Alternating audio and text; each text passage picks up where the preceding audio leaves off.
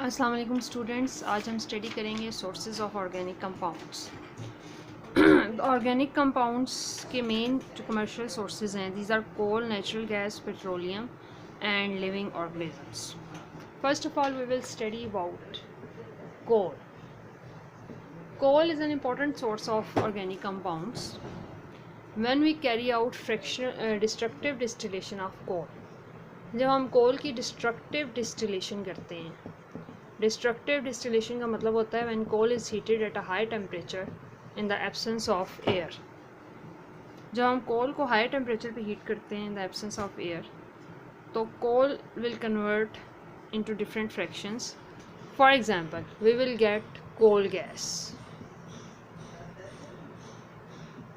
Coal tar and coke after the destructive distillation of coal. Now coal gas is the source of different organic compounds. For example, coal gas के अंदर बहुत सारे organic compounds होते हैं. It is a mixture of methane, hydrogen and carbon monoxide. Methane, hydrogen and carbon monoxide. While coal tar is also a source of different organic compounds. For example, benzene. Benzene is an organic compound and its derivatives. So जब भी हम coal की destructive distillation करेंगे, destructive distillation का मतलब होता है when coal is heated at a high temperature in the absence of the air, it will convert into 3 fractions which are coal gas, coal tar and coke. अब coal gas के अंदर methane, hydrogen और carbon monoxide होता है, जबकि coal tar is a mixture of benzene. Benzene is a very important organic compound. Its molecular formula is C6H6. So these organic compounds are used to prepare different plastics, dyes, fibers, drugs, paint and varnishes. इसके बाद जो हमारे पास Coke जो solid form आती है इस fraction की, इसको हम कोक भी कहते हैं। जो रेजिड्यू डिस्ट्रक्टिव डिस्टिलेशन के बाद जो बच जाता है, this is called as pitch. It is used to surface roads. ये सड़कें वगैरह बनाने के लिए भी काम आता है. Next important source of organic compound is natural gas. Natural gas is a very important source of organic compounds.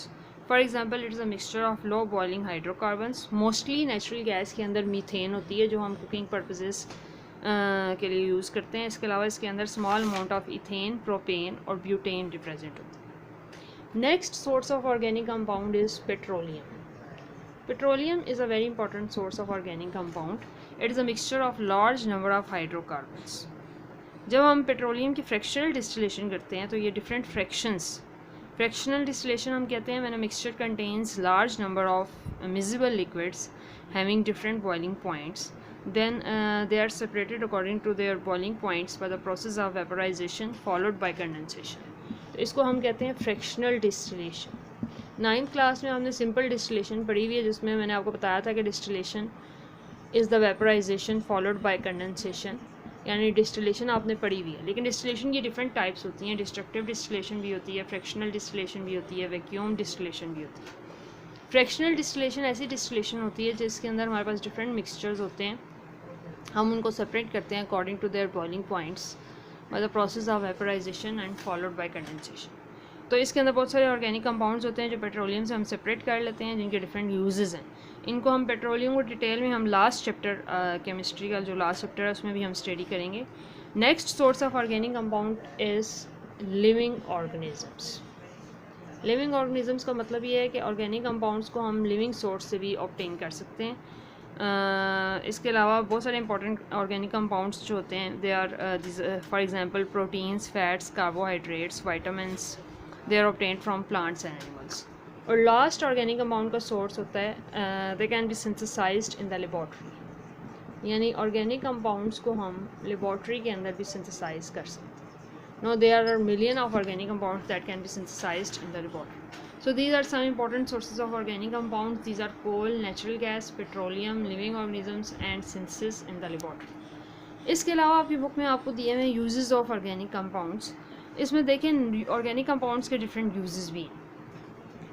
For example, uses of organic compounds में आपको फर्स्ट यूज़ दिया हुआ है नेचुरल गैस और पेट्रोलियम का. तो आप इसके ऊपर हेडिंग दे देंगे नेचुरल गैस